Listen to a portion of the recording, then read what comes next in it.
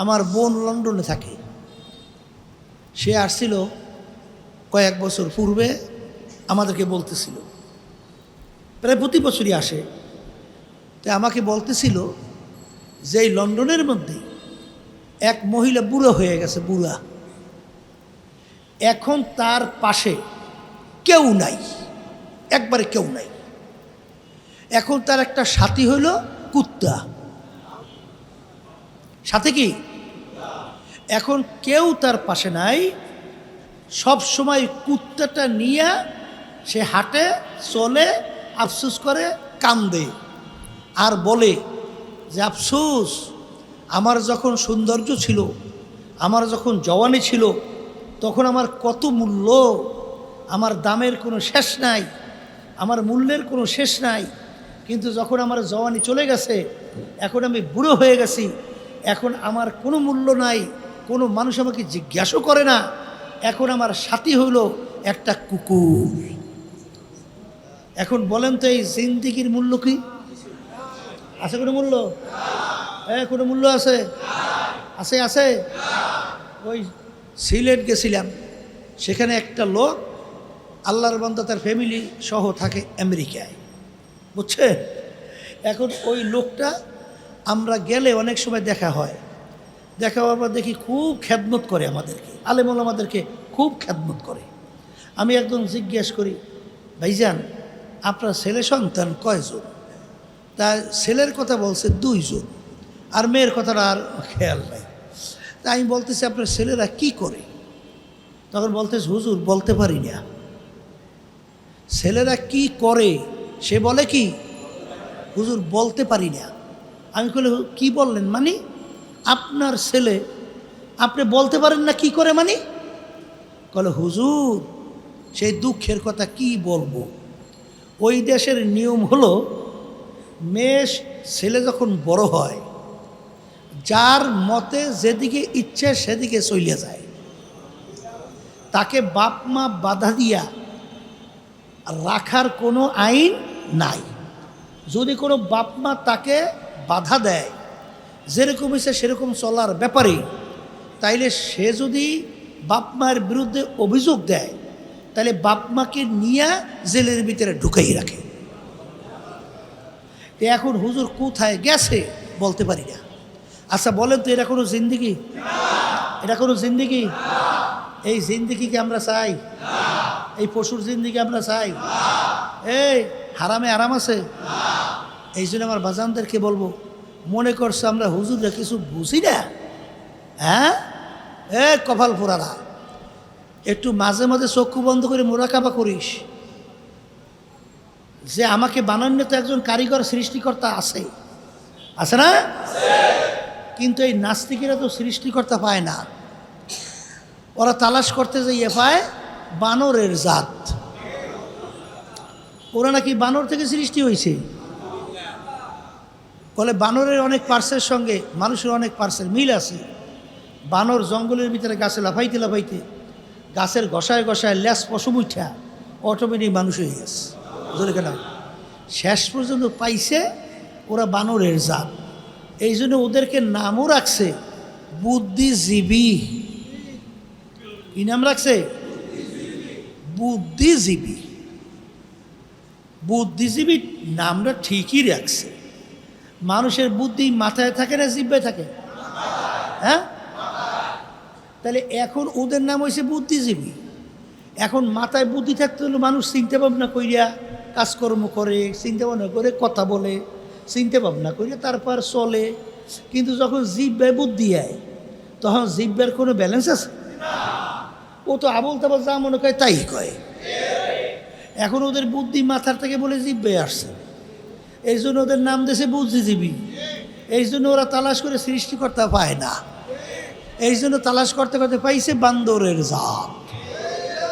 নাউজুবিল্লাহ। কিন্তু আমার বাজানদেরকে বলবো, এই মরণ কিন্তু লাগবে। আহা, আমি কালকে চরমনাই থেকে আসছি, রাত উপরে 1:30টার কাছাকাছি। আমার ডাক্তার দেখাবার কথা, আমাদের সেক্রেটারি জেনারেল, আরে সে সমস্ত ডাক্তারের সাথে আলোচনা কইরা সব প্রোগ্রাম সব ঠিক রেখা আমার সঙ্গে ডাক্তারখানায় যাবে, এই সিদ্ধান্ত। ওদিকে আমি আসার পরেই আমি উজু করে মনে হয় বাথরুম থেকে আসছি, বাথরুম সাইয়া হঠাৎ আমার কাছে সংবাদ বলে সেক্রেটারি জেনারেল দুনিয়াতে নাই। আল্লাহু আকবার! কোথার থেকে কিভাবে চললো, কিভাবে গেল? তাইলে দেখেন যে কার কোন সময় কিভাবে আল্লাহর হুকুম আসবে ধরো, এ তো কারো জানা নাই। তাই মরণ লাগবে তো, তাই মরণ যেহেতু লাগবে, আমি আমার বাজানদেরকে বলবো, পর্দার আড়ালে মা বোনরা যারা শুনতেছে, ভালো করে চিন্তা ভাবনা করে দেখেন কোরআনুল কারীম কিন্তু সত্য। 1450 বছর আগে নাজেল হয়েছে। এত ইসলামের শত্রু দুনিয়া থেকে গেছে, বর্তমানে আছে। কেউ কিন্তু ভুল বের করতে পারে নাই, কেউ কোনোদিন পারবেও না। সেই কোরআনুল কারীম থেকে আমি প্রথম আয়াত বলছি, কুল্লু নাফসিন যায়িকাতুল মাউত। আমার মালিক বলতেছেন প্রত্যেকটা জানদার যার রূহ আছে, একদিন না একদিন তার মৌতের শরাব পান করা লাগবে। ওয়ালাউ কুনতুম ফি বুরুজিম মুশাইয়াদা, কেউ যদি শক্ত পাথরের পাহাড় কাইটাও লুকাও, মৃত্যুর হাত থেকে লুকাইতে পারবে না। তাহলে মরণ যেহেতু লাগবে, আর দুনিয়ার জিন্দেগি কিন্তু একটাই, মামলা কিন্তু দুই প্রকার। দুনিয়ার মামলায় একবার দুইবার পাঁচবারও যদি কেউ ঠগো, আবার ওই কাজের ভিতরে চেষ্টা করলে জিতবার আশা করা যায়। কিন্তু এই কবরের যাত্রীরা যারা মরবা, কবরে যাবা, খোদা না কাস্তা আখিরাতের মামলায় যদি একবার কেউ ঠগ, আর দ্বিতীয়বার দুনিয়াতে এসে আপিল কইরা জিতবার কিন্তু আর আশা নাই। এই জন্য আমার বাজানদেরকে বলবো, পর্দালে মা বোনরা যারা শুনতেছেন, বাজান দুনিয়ার ভিতরে যত মানুষ বিচরণ করে বাজান, আর যারা ধর্মাবলম্বী সবাই কিন্তু পরকাল বিশ্বাস করে। হিন্দুরাও কিন্তু পরকাল বিশ্বাস করে, খ্রিস্টানরাও কিন্তু পরকাল বিশ্বাস করে, অন্যান্য ধর্ম অবলম্বী তারাও কিন্তু পরকাল বিশ্বাস করে। আমরা মুসলমান, আমরাও কিন্তু পরকাল বিশ্বাস করি। কিন্তু বাজান একটু ইতিহাস পইরা দেখো, বর্তমানে একটু বাস্তবতা লক্ষ্য করো। দুনিয়ার ভিতরে একমাত্র মুসলমান জাতি চ্যালেঞ্জের মাধ্যমে বুক ফুলাইয়া গলা টান কইরা দুনিয়ার বাইচা আছে। অন্য কোনো জাতি চ্যালেঞ্জের মাধ্যমে দুনিয়ায় টিকতে পারে নাই। কিন্তু আমার মুসলমান ভাইরা, হে পর্দার আড়ালের মা বোনেরা, আজকে মুসলমানের ঘরে জন্মগ্রহণ কইরা খোদা না কাস্তা যদি কিয়ামতের ময়দানে জাহান্নামের শিকল হাতে পায় লাগে, এর চেয়ে কপাল পোড়ার সারে জাহানে হইতে পারে না। আর দুনিয়া মাজরাতুল আখিরা, এই দুনিয়াটা হইল আখিরাতের ফসল, সম্পদ কামাই করার জায়গা। এ কবরের যাত্রীরা, মরণ তো লাগবে, মরার পরে কি হবে আমার মালিক আগেই কোরআনুল কারীমের মধ্যে জানায়া রাখছেন, ফারিকুন ফিল জান্নাতি ওয়া ফারিকুন ফিস সাঈর। মরার পরে আমি মানুষগুলোকে দুইটা ভাগে ভাগ করব। এক শ্রেণীর আমার বান্দা বান্দীদেরকে তাদের আমল নামা দাড়ি পাল্লায় দিয়ে ওজন দেব, যাদের নেকের পাল্লা ভারী হবে, গুনার পাল্লা হালকা হবে, তাদের জন্য আমি এমন মেহমানখানা বানাইছি, যেই মেহমানখানার নাম হলো বেহেশত। আল্লাহ আপনি আমার জন্য, আমাদের সবার জন্য কবুল করে নিয়েন। আরে আবার আর এক শ্রেণীর মানুষ, ওদের আমল নামাদারি পাল্লায় দিয়ে ওজন দেওয়ার পরে যাদের নেকের পাল্লা হালকা হবে, গুনার পাল্লা ভারী হইয়া যাবে। আমি ওদের জন্য এমন শাস্তির জায়গা বানাইছি, যেই শাস্তির জায়গার নাম হলো জাহান্নাম। আল্লাহ আপনি আমাকে আমাদের সবাইকে মাফ করে দিয়ে এ কবরের যাত্রীরা যারা মরবেন, বাজান দল কিন্তু দুইটা, আর একদল জান্নাতি আর একদল জাহান্নামী। জান্নাতে কারা যাবে? আমার মালিক আগেই বলছেন, ফাআম্মা মান সাকুলাত মাওয়াজিনুহু ফাহুয়া ফি ঈশাতির রাদিয়াহ ওয়া আম্মা মান খাফফাত মাওয়াজিনুহু ফাউম্মুহু হাওিয়া ওয়া মা আদরাকা মা হিয়া নারুন হামিয়া। আহারে বেহেশতে কাদেরকে আমি দেব? যাদের নেকের পাল্লা ভারী হবে, গুনার পাল্লা হালকা হবে, তাদের জন্য আমার মেহমানখানা বেহেশত আমি বানায় রাখছি। তাদেরকে আমি বেহেশতের ভিতরে জায়গা দেব। আল্লাহ আপনি আমার জন্য, আমাদের সবার জন্য কবুল করে নেন। আর কিয়ামতের ময়দান আমি নেকি আমি আমল নামা দাড়ি পাল্লায় ওজন দেওয়ার পরে যাদের নেকের পাল্লা হালকা হবে, গুনার পাল্লা ভারী হবে, আমি ফেরেশতাদেরকে বলবো, এ ফেরেশতারা, ওদেরকে আমি বড় শখ কইরা বানাইছিলাম। আহারে ওদেরকে আমি শখ করিয়া বানাইয়া ওদেরকে আমি এমন নেয়ামত দান করলাম, ওয়া ইন তাউদ্দু নি'মাতাল্লাহি লা তুহসুহা। আরে আমি ওদেরকে দুনিয়ার ভিতরে পাঠাইয়া স্বাধীনতা দান করছিলাম। স্বাধীনতা দান করছি পরীক্ষা নেওয়ার জন্য, লিয়াবলুয়াকুম আইয়ুকুম আহসানু আমালা, পরীক্ষা নেওয়ার জন্যে কে আমার হুকুম অনুযায়ী চলে, কে আমার হুকুমের বিরুদ্ধাচারণ করে।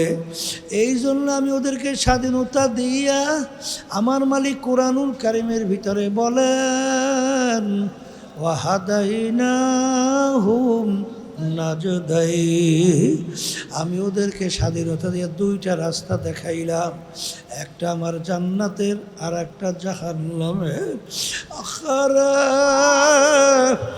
ওদেরকে আমি নেয়ামত দান করলাম চক্ষু দিয়া দেখে, ওদেরকে আমি নেয়ামত দান করলাম জবান দিয়া কথা বলে, ওদেরকে আমি কান দান করলাম নেয়ামত কান দিয়া শোনে, আমি ওদেরকে ব্রেন বুঝ শক্তি দান করলাম, এই বুঝ শক্তি দিয়ে ওরা পড়াশোনা করে সার্টিফিকেট অর্জন করে, আর এই বুঝ শক্তি দিয়া ব্যবসা বাণিজ্য করিয়া সম্পদ গুছায়, এই বুঝ শক্তি দিয়া সমস্ত কার্যক্রম পরিচালনা করে। আরে আমি ওদেরকে সমস্ত নেয়ামত দেওয়ার পরে আরে ওরা আমার নেয়ামতের কদর না কইরা, ওরা আমার হুকুম না মাইনা, আরে ওরা তো নেকের পাল্লা হালকা নিয়ে আসছে, গুনার পাল্লা ভারী নিয়ে আসছে। আল্লাহ রাব্বুল আলামিন বলবেন, ফাগুল্লুহু, এ ফেরেশতারা ওদেরকে বান্ধা।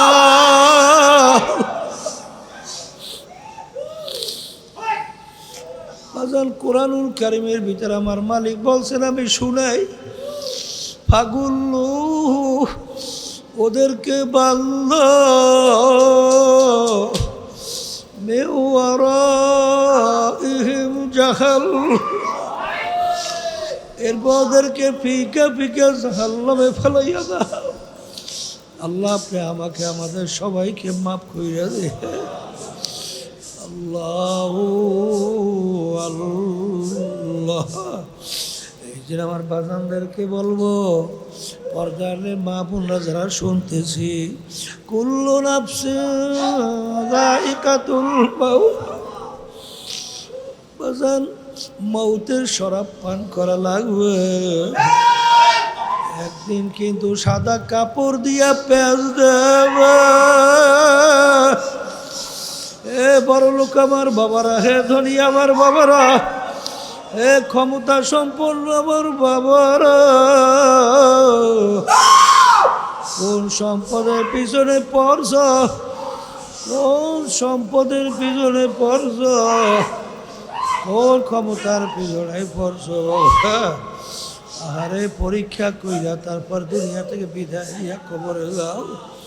কারণ একবার যদি কেউ কবরে ঠগ, দ্বিতীয়বার আর দুনিয়াতে আইসা আপিল কইরা জিতবার কিন্তু আর আশা নাই। এই যে ক্ষেত্রে আমার আব্বাজান বলতে, যেই মামলার তদবির নাই সেই মামলার খালাস নাই, যেই মামলার তদবির নাই ওই মামলারও কিন্তু খালাস নাই। এই জন্য আমার বাজানদেরকে বলবো, পর্দালে মা বোনদেরকে বলবো, কুল্লু নাফসিন যায়িকাতুল মাউত, প্রত্যেকটা জানদার তার একদিন মৌতের শরাব পান করা লাগবে। বাজান মরণ কিন্তু লাগবে। এ বড় লোক আমার বাবারা, হে ক্ষমতা সম্পন্ন আমার বাবারা, এ দুনিয়ার বিভিন্ন দলের সঙ্গে দুনিয়াদার মানব রচিত তন্ত্র মন্ত্র যারা বাস্তবায়ন করতে চায় তাদের সঙ্গে জড়াইয়া দল করো, আর পরিচয় দেয় আমি অমুক অমুক দলের অমুক। একটু মাঝে মাঝে চক্ষু বন্ধ কইরা মোরাকাবা করো, যেদিন তোমার ভিতর থেকে রুহটা বের হবে, এখন তাকাইয়া দেখো তোমার কবরের তাগার চাবি কাইটা নিয়ে যায়, তোমাকে সাদা তিন কাপড় দিয়া পেঁচ দেয়। এখন তুমি মনকে বুঝাও যে কই আমার টাকার গরম, কই আমার ক্ষমতার গরম, কই আমার নেতাগিরি, কই আমার দলের গরম, কই এখন তো আমি একটা কাপড়ের লাশ পেঁচাইয়া পইরে আছি, কই এখন তো আমার কোনো ক্ষমতা নাই। আহারে এখন দুনিয়ার সব কিছু দুনিয়ায় পইরা থাকবে। আরে আমি তো যাদের জন্য, যেই সম্পদের জন্যে, যাদেরকে খুশি করার জন্যে ধরাকে সরাগার মনে না কইরা, হারামকে হারাম মনে না কইরা, আরে ঘুষকে ঘুষ মনে না কইরা, সুদকে সুদ মনে না কইরা, ক্ষমতার বলে দলের গরমে চাঁদাবাজি টেন্ডারবাজি জুলুম কইরা, মিথ্যাবাজি কইরা, মানুষকে মাইরা জুলুম কইরা যেই সম্পদ গুছাইলা, এখন তো দেখি এত টাকা রাখবা কোথায়, কাপনে যে পকেট না, এত টাকা রাখবা কোথায়, কাপড়ে যে পকেট। এ দুনিয়াদার পাগল আমার বাবারা, আমার দাদাজান রহমাতুল্লাহি আলাইহির বয়ান, দাদাজান বলতেছিলেন এক ডিসি তাদেরকে বলতে, কালেক্টর, হে কালেক্টর আপনারা কি মশারি টাঙ্গা? কলে হুজুর মশারি টাঙ্গাই কেন? কলে হুজুর মশায় কামড়ায়। দাদাজান বলতেছিলেন, কালেক্টর আপনাদেরকে তো পাহারাদাররা বন্দুক নিয়ে পাহারা দেয়, ওই বন্দুক কি মশায় ভয় পায় না? তখন কালেক্টর বলে, হুজুর মশায় বন্দুক ভয় পায় না। তখন দাদাজান বলে, কালেক্টর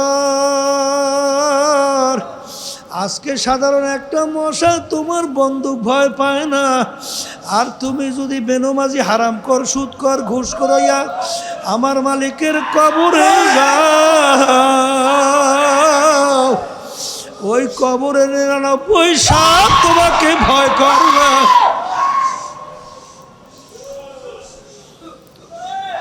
এরকম কি গ্যারান্টি আছে কালেক্টর? এই জন্য আমার বড় লোক বাবাদেরকে বলবো, পর্দালে মা বোনরা যারা শুনতেছেন, বাজান দুনিয়া কিন্তু ক্ষণস্থায়ী, এটা কিন্তু আরামের জায়গা না। কেউ চাইলে পায় নাই, কেউ কোনোদিন পাবে না। আর দুনিয়া দারুল মেহনে ওয়াল বালা, দুনিয়া হইলে বালা মুসিবতের জায়গা, কষ্ট ক্লেশের জায়গা। এই গরম, এই ঠান্ডা, এই শত্রু মিত্রর কোনো অভাব নাই। ছেলে কথা শুনে না, মেয়ে কথা মানে না। আখারে এরকম করতে করতে কোথার থেকে রাত্র গেল, দিন গেল, কোথার থেকে সপ্তাহ গেল, কোথার থেকে মাস গেল, কোথার থেকে বছর গেল। আখারে এর ভিতরে আয়নার সামনে চেহারার দিকে তাকাইয়া যদি দেখি কাঁচা দাড়িগুলা পাইকা সাদা হইয়া গেল। আহারে আমার পড়শিরা কোথায় গেল, আর আমার আত্মীয় স্বজন কোথায় গেল, আমার বাপ মা কোথায় গেল। আহারে আজকে তো তামাম দুনিয়ার সমস্ত কিছু দেখি, কিন্তু যারা নাকি দুনিয়ার থেকে বিদায় নিয়ে কবরে আমাদের বাড়ির পাশে ঘুমাইয়া রইছে, কই তারা তো আমাদেরকে খবর দিতেও পারে নাই, নিতেও কিন্তু পারি নাই। ঠিক মন কি বুঝরে মন, এরকম একদিন তো আসবে যেদিন আমিও খবর দিতে পারবো না, আর খবর নিতেও পারবে না। বলবো, পর্দালে মা বোনদেরকে বলবো, আসলে যারা ইমানদার মুসলমান, আল্লাহকে ভয় করে, যারা বাজান আখেরাতকে ভয় করে, যারা গুনাহকে ভয় করে, বাজান তাদেরকে বাজানদেরকে বলবো, এ দুনিয়াদার পাগল, দুনিয়ায় থাকা অবস্থায় আখেরাতের সম্বল গুছাইয়া তারপর দুনিয়ার থেকে বিদায় নিয়ে মাওলার কবরে রওনা করো। আর বাজান মুসলমান বলতেই কিন্তু মন চায় গুনার থেকে ফিরা নেকের কাজ কইরা, নেকের পাল্লা ভারী কইরা গুনার পাল্লা হালকা নিয়ে দুনিয়া থেকে বিদায় নিয়ে কবরে যাবে। কিন্তু শয়তান এবং নফস তোমার আমার পিছনে হাত পাইতে হবে বাজান, ওই শয়তান এবং নফস তোমাকে আমাকে গুনার ভিতরে লিপ্ত করায়। ঠিক বাজানদেরকে বলবো, পর্দালে মা বোনদেরকে বলবো, এই শয়তান এবং নফসের ধোঁকার থেকে বাঁচার জন্যে আমার মালিক তোমাকে আমাকে হুকুম করছে, ওয়াকুনু মা'আস সাদিকিন, তোমরা সাদিকিন বান্দাদের সঙ্গী হও। আমার বাজানদেরকে বলবো, দলাদলি বুঝি না, তোমার কবরে তুমি যাবা, আমার কবরে আমি যাব, তোমার কবরে প্রশ্নের উত্তর তুমি দিবা, আমার কবরে প্রশ্নের উত্তর আমি দেব। বাজান রে, পরীক্ষা কইরা দেখো, যারা সাদিকিন বান্দাদের সঙ্গে সম্পর্ক রাখে তাদের আমলের দিকে তাকাইয়া দেখো, দিনের দিন তাদের দেল নেকের দিকে ঝুঁকতেছে, দিনের দিন তাদের গুনার থেকে আল্লাহর ফজলে ফেরতে পারতেছে। বাজান তাদের আগে চোখে পানি ছিল না, এখন তাকাইয়া দেখো, যখন গুনার কথা মনে করে তখন পানি ঠাকাইয়াও রাখতে পারে না, তখন দিলটা নরম হইয়া মালিকের দরবারে আকুতি বিনতি কইরা কান্দে আর বলে, হে আমার দয়ার মালিক, তুমি যদি আমাকে মাপ নাই করো, ওই অন্ধকার কবরে আমি একা কেমনে থাকবো রে। আর মাঝে মাঝে মনকে বুঝাও, ওরে মন, আজকে তো চক্ষু খোলা দুনিয়ায় কত বাহাদুরি কইরা চলি, কিন্তু তোমার জন্য যে ঘর তৈরি হবে, এমন ঘরে যাইতে হবে যেই ঘর নাই বাতি, এমন ঘরে থাকতে হবে যেই ঘরে নাই সাথী, এমন ঘরে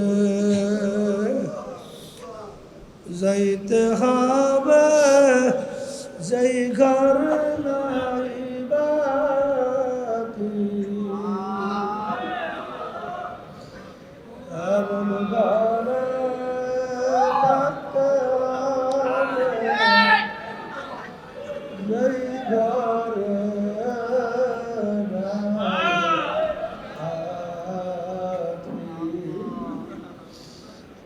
দুনিয়ার পাগল আমার বাবারা, আল্লাহর নবীর ইতিহাস পড়িয়া দেখেন, সাহাবায়ে কেরামের ইতিহাস পড়িয়া দেখো বাবা, তারা কিন্তু কাঁদতে কাঁদতে মাওলার কবরে চইলা গেল, আর গুনার পর গুনাহ কইরা যাইতেছে।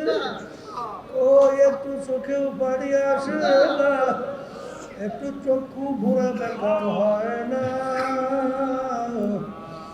যেই মামলার তকদির নাই ওই মামলার কিন্তু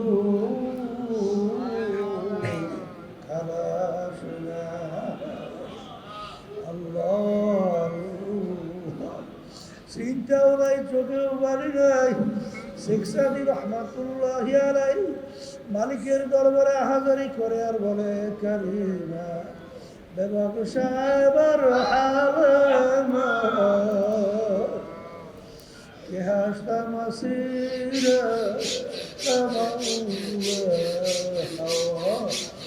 আবার দয়া, আপনি কি আমার দিকে দয়াময় করে তাকাইয়া দেখে, নফসে আম্মারার জিনজিরের ভিতরে আটকে পড়িয়া গেল, তোমার রহমতের নজর যদি লাগে,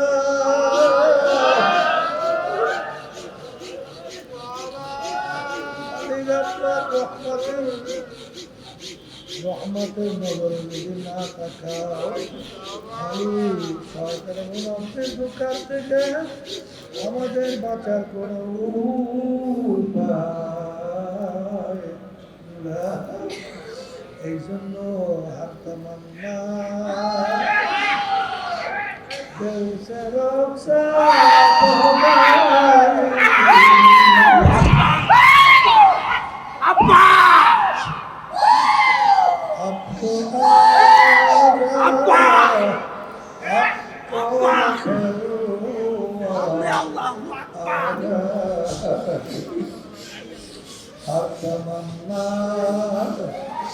दिल से रुखसात हो गई, अब तो अब तो खैर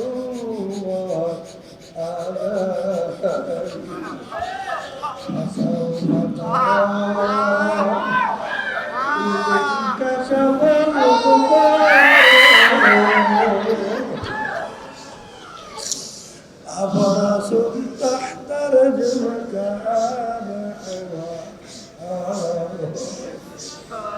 قبر الزطرية كل نفس ذائقة الموت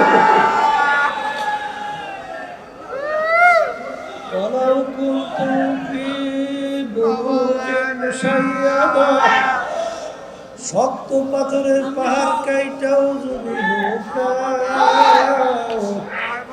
মালাকুল মউত হারে ইব্রাহিম আলাইহিস সালামের সঙ্গে একদিন আজরাইল আলাইহিস সালামের দেখা। ইব্রাহিম আলাইহিস সালাম বলে, আজরাইল তুমি নাফরমানের রূহ কোন সূরাতে কবজ করো, আমাকে একটু সেই সূরা দেখাও। আজরাইল বলে, আল্লাহর খলিল ওই অবস্থায় আপনার হুঁশ থাকবে না। আমার মালিক জিজ্ঞেস করে, আজরাইল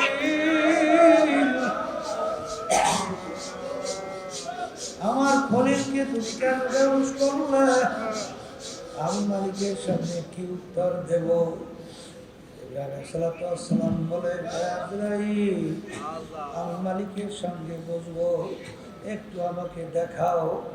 নবী গো পাহাড়ের দিকে তাকান, তাকানোর সঙ্গে সঙ্গে ইব্রাহিম আলাইহিস সালাম একটা চিৎকার মারিয়া বেহুশ হয়ে পড়ে গেল।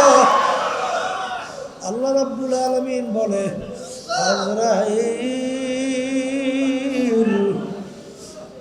আরে আমার মুমিন বান্দা বান্দি রূহ যেই সূরাতে কবজ করো, ওই সূরাতে আমার খলিলের সঙ্গে দেখা দাও।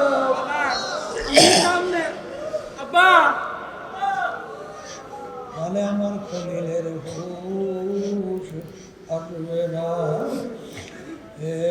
হারে যদি নেকের পাল্লা হালকা কইরা গুনার পাল্লা ভারী কইরা যদি মউতের বিছানায় পেটখানা ভাসাও, আজরাইল আলাইহিস সালাতু ওয়াস সালাম আসবে, তার মাথা আসমানে পাও তার জমিনে, এক হাত মাসে গিয়ে এক হাত মাটিতে দুনিয়া জোড়া তার শরীর নীল রঙের মতো দিঘির মতো দুনিয়া চক্র, শরীরের ভিতরে লম্বা লম্বা কালো কালো কতগুলো পশম,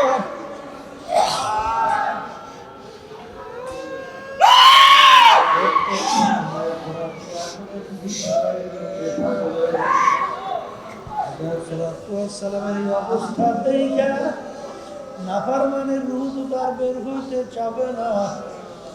আরে 360টা মাথা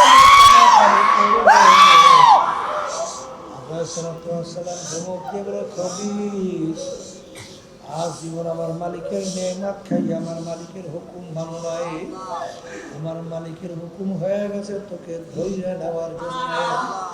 এই কথা বইলে যখন তখন টান মারবে,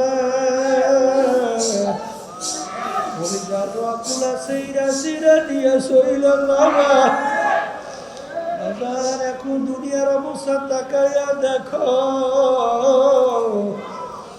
আল্লাহ গাই মুর্দা কি হালত ক্যা হুই। আমার ভাইদেরকে বলবো, পর্দালে মামুনদেরকে বলবো, দাদা কার কখন কোন সময় ডাক আসে তোমারও জানা নাই, আমারও জানা নাই। আমার মালিক যখন নিয়ে আসছেন, আমার মালিক বড় দয়ার মালিক, আমার মালিক বড় মায়ার মালিক। যদি পাহাড় পরিমাণ বুলো চোখে গুণা হইয়া থাকে, যদি আমার মালিকের দরবারে মাপ চাওয়ার মতো চাইতে পারো, আমার মালিক শুধু তোমাকে আমাকে মাফ করবেন তাই না, তোমার আমার গুনাহকে নেকের দ্বারা পরিবর্তন কইরা দিবেন।